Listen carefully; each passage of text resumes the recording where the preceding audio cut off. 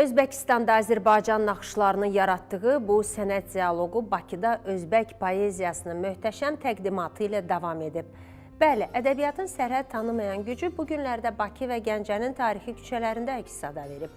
Aprelin 23-dən 25-nədək Özbəkistanın tanınmış ədiblərindən ibarət möhtəbər nümayəndə heyəti ölkəmizin qonağı olub.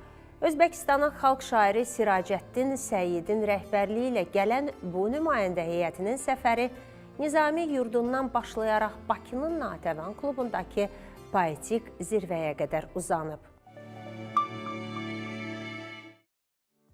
Aprelin 23-dən başlayaraq Azərbaycan ədəbi mühiti Özbək qardaşlarımızın gəlişi ilə yeni bir canlanma yaşadı. Özbəkistan Yazıçılar Birliyinin sədri, xalq şairi Siracəddin Səyyidin başçılıq etdiyi 7 nəfərlik nümayəndə heyəti ölkəmizə 3 günlük rəsmi və yaradıcı səfərə gəldi. Səfərin ilk dayanacağı dahi Nizaminin ruhunun dolaşdığı qədim Gəncə oldu.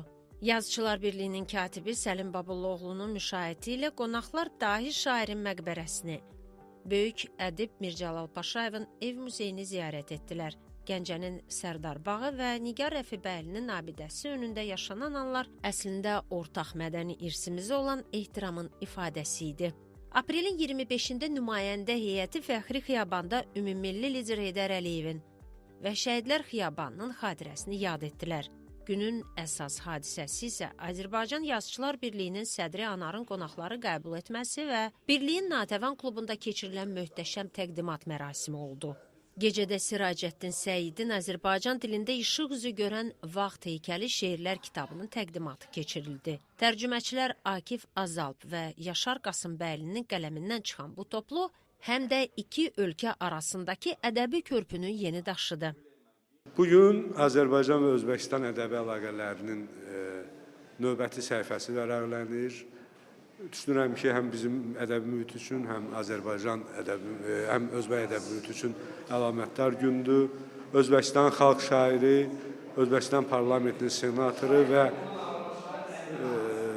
eyni zamanda Özbəkistan Yazıçılar Birliyinin sədri Siracəddin Səyyidin rəhbərliyi ilə 7 nəfərlik nüfuzlu Özbək ədiblərindən ibarət nümayəndə heyəti Bakıdadır. Maraqlı görüşlər keçirdik. Düşünürəm ki, belə tədbirlər ölkələrimizin ədəbiyyatının qarşılıqlı tərcüməsi işinə, dostluğa, mədəni yaxınlaşmağa böyük impulslar verəcək. Özbəkistan-Azərbaycan ədəbi əlaqələri əbədi əlaqələrdir. Bunu deməyə əsasım var ki, Həzrət Əlişir Nəvai babamız böyük Nizamiyə çox böyük hörmət, ehtiram, etiqad bəsləyib. O dostluğun təməli 300-400 il əvvəl qoyulub. Bu elə bir dostluqdur ki, onu heç bir qüvvə sarsıda bilməz. Mərasim həm də bir mükafat bayramına çevrildi. Azərbaycan-Özbəkistan ədəbi əlaqələrinə sonsuz töhfələr verən millət vəkili Cavanşir Feyziyev, iş adamı Məhəmməd Məhəmmədov və tanınmış alimlər Almaz Ülvi, Azər Turan, Əkbər Qoşalı başda olmaqla bir qrup ziyalı beynəlxalq diplomlarla təltif olundular. Bu səfər hamıya nümayiş etdirdi ki, sözün və dostluğun heykəlini ucaldanlar üçün zamanın heç bir hökmü yoxdur.